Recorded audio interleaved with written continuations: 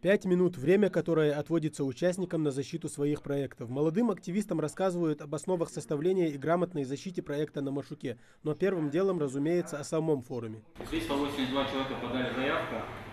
Сегодня мы собрали не всех, а тех, кто был с проектом. То есть там сама программа по положению позволяет 30% принимать участие без проекта.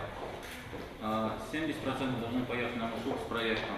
Как проявить себя на форуме, распорядок дня в лагере и другие важные нюансы, о которых знает каждый, но напомнить об этом никогда не лишне, считают организаторы. Зарекомендовать нашу республику с самой лучшей стороны участники смогут, придерживаясь эсдела. В этом мнении собравшиеся единодушны. Прислушивайтесь к тем советам, которые вам дают.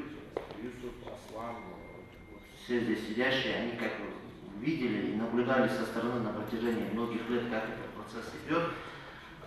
Ну, даже если вы 2-3 раза были на Машуке, если вы не сидели с другой стороны, очень сложно бывает понять логику и чем руководствуются эксперты, потому что эксперты тоже такие же люди, и у каждого своя логика, свой субъективный взгляд. На форуме Машук в этом году нашу республику представит 145 человек. Неважно, какую сферу жизни общества затрагивает проект, главное, чтобы он был актуальным и востребованным, напоминают участникам.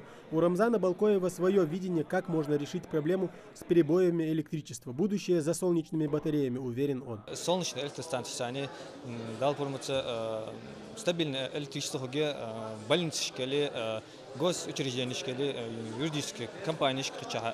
Сметная стоимость 400 тысяч, это составит 100 тысяч помощь в софинансировании ГИТХОН и аренда помещений, оборудование.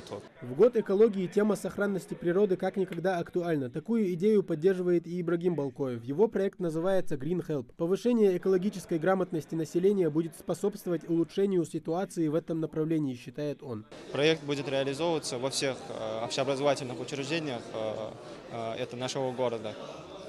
В общем, сам проект соответствует стратегии социально-экономического развития Северокавказского федерального округа, а также и стратегии экологической безопасности России до 2020 года. Выбрать одно приоритетное направление для региона сложно, говорят в Комитете по делам молодежи. Но основной темой на Машуке от Ингушетии станет 25-летие региона, которое республика совсем недавно отпраздновала с большим размахом. Из 145 человек у нас 120 проектов уже готово.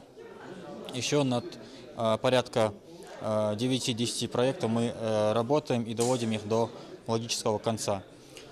Принимать будем участие в полном составе. Акцент на самом форуме делегация Ингушетии делает на 25-летие нашего региона, будет представлять нашу культуру, историю нашего региона, историю Республики Ингушетия со дня ее образования. До начала форума у ребят еще есть время, чтобы доработать свои проекты. С ними будут заниматься специалисты из Коммолодежи. А сам форум стартует 5 августа. Тамерлан Хамхоев, Рахман Цуров, Новости 24.